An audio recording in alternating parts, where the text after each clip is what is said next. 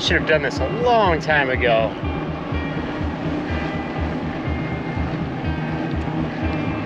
Lay into that corner.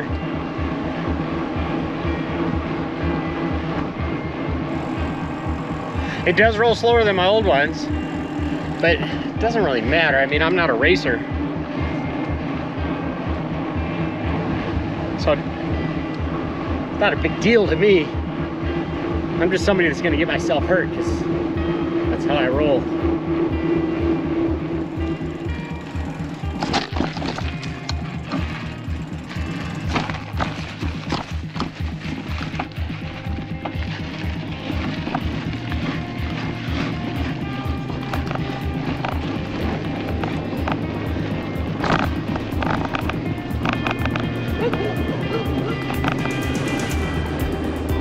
Now you can see where I get my flats.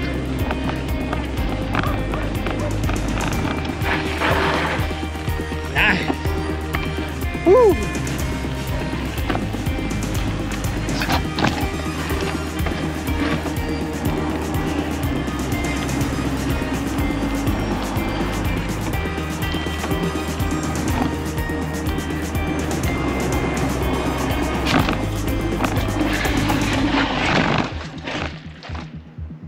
Hey guys, welcome back to the channel. Today we're working on my Trek Marlin 7, and what we're doing is we're going to be taking the tires off of this one, and I'm actually going to be converting it to tubeless.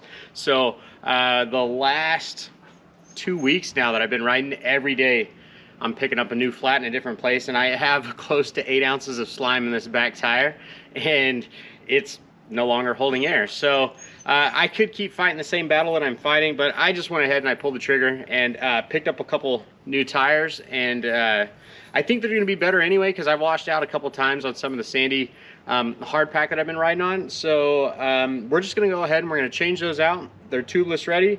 I'm going to show you how to make these Bontrager connections ready for tubeless as well, and we're going to go ahead and we're going to get started. All right, so here we are on the rear tire, and you can see right, it's still got some air in it, but this is what I deal with every single day. When I go on a long ride and I come back, I have to put more air in it again, so it's more of an annoyance. And I could put in some you know, thorn resistant tires, or go ahead and get one of the Tubolitos or things like that. But by the time you do that, I mean, the Tubolito's like 35 bucks. A new tire on Amazon, I picked these up, they were $57 each. So I chose, in the rear, I'm gonna go with the Maxxis Aggressor. It's a 2.3 inch 29er, and I feel that it's got a really good you know, traction. It's got a really good tread pattern that I like. It's good stopping, things like that. Rolls a little slower than most, but I mean, for what I'm doing, right, I'm not a professional by any means, so I think it's gonna be perfect for me. But it's a lot more aggressive than these XR2 comps that came you know, from the factory on this Trek Marlin 7. So let's go ahead, I'm gonna pull these off and we're gonna start taping up this rim. So it's pretty simple what I'm doing here, and you can actually see why these tires are not rated for tubeless. I mean, look how thin this is, and look, I can pull it straight off the rim itself all the way around, and look, just like that, it's already pulled off the rim. So you can see there's just no way that this, and you can see where one of my leaks was, but there's no way that this is going to seal up, you know, even with the tire sealant. And then even if it did, I just don't think there's enough rigidity in the sidewall for it to be safe. So it's just way too soft of a tire to do that with. But I will be keeping these as a backup. I mean, I can always throw tubes and these back on it in case I have a blowout or something crazy on these other ones. So I will be hanging on to these. All right, now that I got this off, I'm gonna go ahead and remove this chain so I can take this wheel off.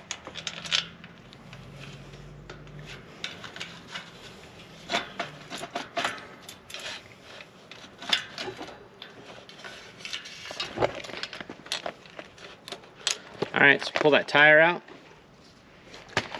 And now, since I am doing this, you know, with the bike upside down, I'm gonna go ahead and I'm gonna put this back in so that I have a place to work on it. So now I can tape it up and I can do everything that I need to do to the rim right here while it's on. All right, so now that I've got that off, I'm just gonna go ahead here and pull the old tape off. This is the tape that they basically give you so that the spokes and things don't pop your tube. It is not suitable for a tubeless setup. Okay, so you can see in here, it's a 2-piece rim. I do feel, you know, that this will be able to mount up really well with the beads, but we're gonna see. But right now I'm gonna go ahead and I'm gonna clean this up with just some denatured alcohol. You could wipe it down with a variety of things, but it needs to evaporate quickly. And basically what we're trying to do is we're trying to get the grease and things to make the new tape stick to give us a perfect seal. But denatured alcohol works really well. Isopropyl alcohol works really well, 70%, 90%. Anything you can buy at your local store or pharmacy, you know, just something to keep in mind. All right, so we're gonna let that dry and then we're gonna start taping up. So I'm going the old Gorilla tape way, and the way that I'm gonna do this is I find the where the valve stem goes through, and I'm gonna go ahead now. I got a little bit of grease right there still. Take that off. But I'm gonna go ahead right now and I'm gonna overlap this all the way past this second hole for the spoke. I'm gonna go all the way back up over here, and then when I come back, I'll overlap it again about a spoke and a half.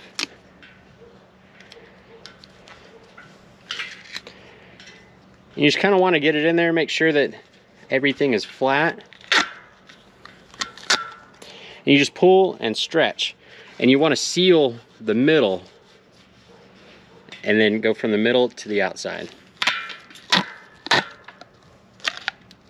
And if you stretch it tight and just set it down straight, it does a really good job.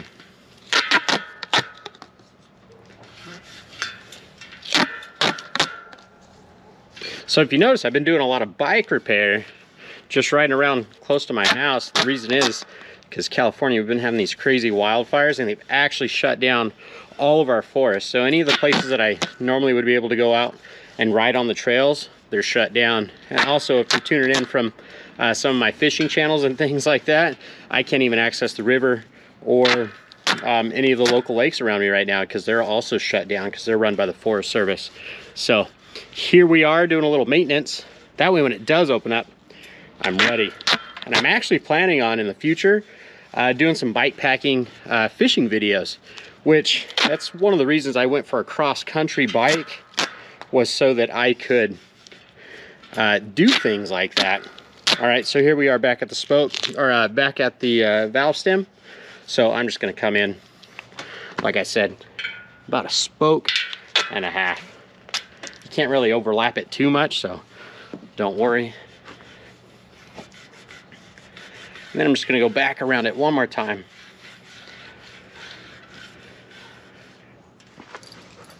So as I was going back through here, I noticed there were some places where the tape just isn't seated on the edge. So I'm just coming through right here. I'm just gonna seat this on all the edges. All right, so here we are. The first thing we wanna do is we wanna line ourselves up. We wanna know which direction that this rim is gonna be spinning so that we can match that direction on the tire.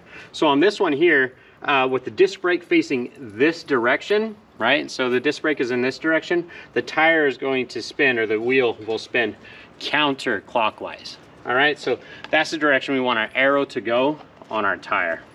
So the rotation arrow is going counterclockwise. And then the first thing we want to do is let's just get that one side into the rim. Let's get that seated. And the way I do that is I wrap the whole tire around it, and then I come in from the opposite direction. Just pull that. All right, now once we have that other side on there, I almost forgot the most important part of this is our new valve stem. All right, so these ones for this valve stem, I went ahead with the Joe's No Flats. They do have a removable core, so you just pull that retaining nut off of here. Don't lose it. You need something sharp, poke a hole.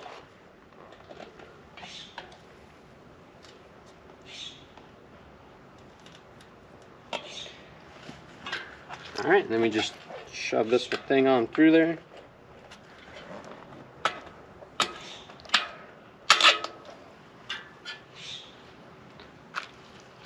Throw the retaining nut back on here.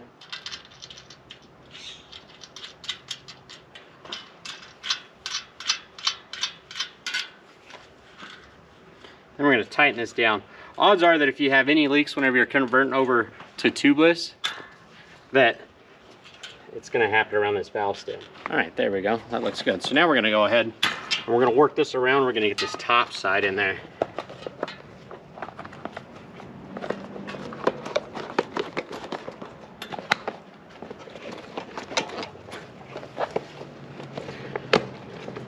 There we go. And on some of these rims, they fit really snug, and so you might need to use the tire lever to seat that, but this one here went right on. All right, cool. So there we are. Now we're ready to put our sealant in there and then air this thing up to seat the bead. So there are multiple ways of putting your sealant in here. One, I could just crack this bead on the bottom side and dump it in, or I can put it in with removable valve core. I can put it in with one of these nice syringes. So that's the way that I'm going to do it here. Okay, so the tire sealant that I'm using is the Stan's No Tubes. Right, eco-friendly, all latex. Seems to be easily available everywhere. It calls for 2 or 3 ounces. That's for like a 27.5 inch tire. It actually doesn't have 29 inch on here. So I'm actually going to put in closer to 4 ounces. And the reason I'm going closer to 4 ounces is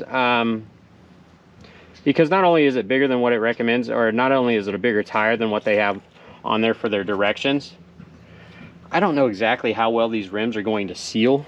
So that's something that I just want to keep in mind.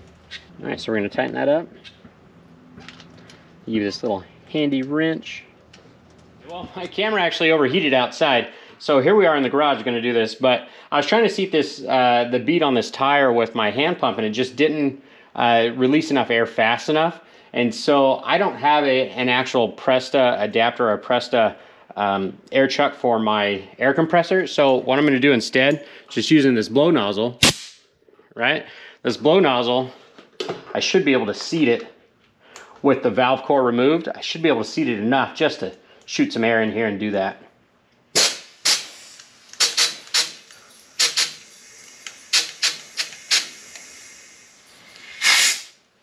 All right, so I think we're good there.